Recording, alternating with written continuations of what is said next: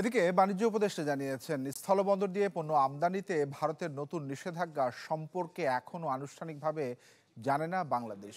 সচিবালয়ে তিনি বলেন, আলোচনার মাধ্যমে সমস্যার সমাধান সম্ভব, তবে এমন সিদ্ধান্তে ভারতের ব্যবসায়ীরাও ক্ষতিগ্রস্ত হবে। স্থলবন্দর দিয়ে বাংলাদেশ থেকে পোশাক ও খাদ্যপণ্য নেবে না ভারত, এমন নিষেধাজ্ঞা জারি করেছে দেশটির শিল্প ও বাণিজ্য মন্ত্রণালয়ের directorate general of foreign trade DGFT. জানানো হয়, এখন থেকে কেবল কলকাতা ও মুম্বাইয়ের নভোসেবা সমুদ্র বন্দর দিয়ে বাংলাদেশ থেকে তৈরি পোশাক নেওয়া হবে। বিধিনিষেধের আওতায় পড়েছে ফল, ফলের স্বাদযুক্ত পানীয় ও carbonated drinks, bakery, chips, snacks এবং কনফেকশনারিতে তৈরি প্রক্রিয়াজাত খাবারও।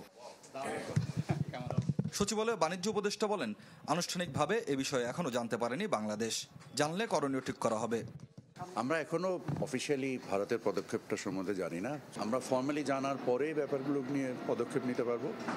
বিভিন্ন সময় আমরাও আমাদের কৃষিপণ্য উৎপাদন এবং ভোগের উপরে নির্ভর করে আমদানিতে বিভিন্ন রকমের বিধিনিষেধ আরোপ করি, ভারতও করে। সো এটা একটা চলমান প্রক্রিয়া, এটা একটা বাণিজ্য ব্যবস্থাপনার একটা প্রক্রিয়া, এবং এই বাণিজ্য ব্যবস্থাপনার প্রক্রিয়াতে আমরা কাজ করছি।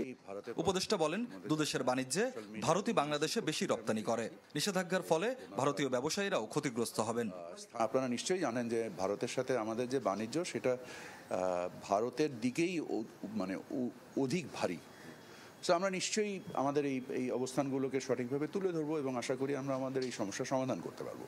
শেখ বশিরউদ্দিন বলেন, প্রতিযোগিতা সক্ষমতার ভিত্তিতেই ভারতে পণ্য রপ্তানি করে বাংলাদেশ। স্বপ্নিল শাহরিয়ার শিশির, চ্যানেল 24, ঢাকা।